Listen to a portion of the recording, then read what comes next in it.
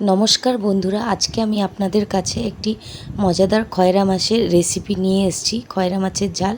মাছগুলো ধুয়ে মুছে নুন হলুদ দিয়ে পরিষ্কার করে কড়াইতে সর্ষের তেল দিয়ে ভাজতে দিয়ে দিয়েছি। এখন মাছগুলো ভালো করে ভেজে নেব, এপিট ওপিট লাল লাল করে। দেখুন আপনারা কি সুন্দর মাছগুলো ভাজা হয়ে এসছে।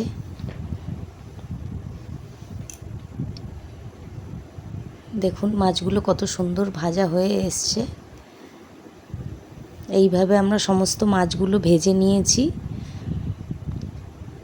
এরপর কড়াইতে আমরা মাছগুলো ভাজা হয়ে যাওয়ার পর এরপর আমরা কড়াইতে সর্ষের তেল দিয়ে কালো জিরা এবং কাঁচা লঙ্কা ফোড়ন দেব।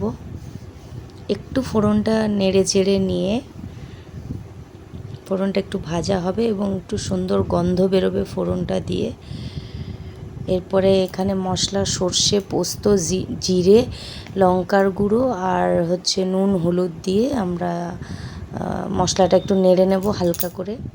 খুব বেশি ভাজা যাবে না, একটু যতক্ষণ না তেল ছাড়ছে ততক্ষণ অবধি একটু নেড়ে নেব।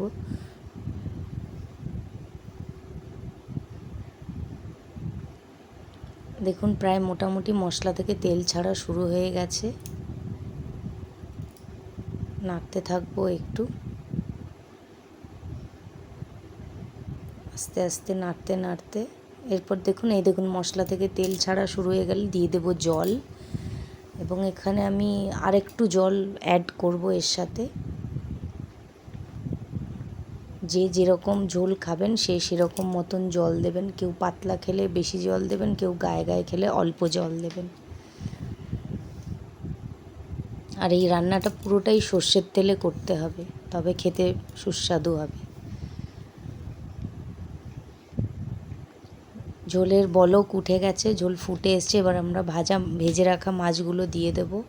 এটা আমার ছেলে রুই মাছ খায়, ওই খয়রা মাছ খেতে পছন্দ করে না, তাই তার জন্য এই রুই মাছ।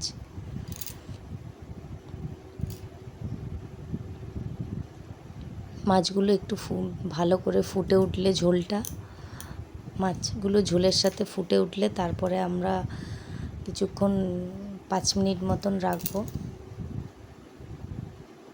দেখুন কি সুন্দর 5 মিনিট পর ফুটে ঝোল কমে এসছে। আমাদের মাছটা প্রায় মোটামুটি হয়ে গেছে। আর মাছটি নামিয়ে নেব কড়াই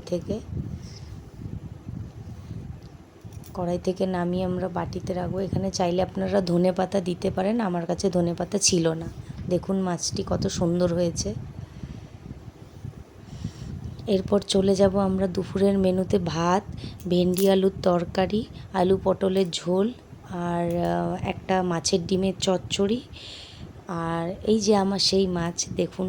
আর এই যে আমাদের আজকের থালি দুপুরে বুটুর। Bye bye, tata.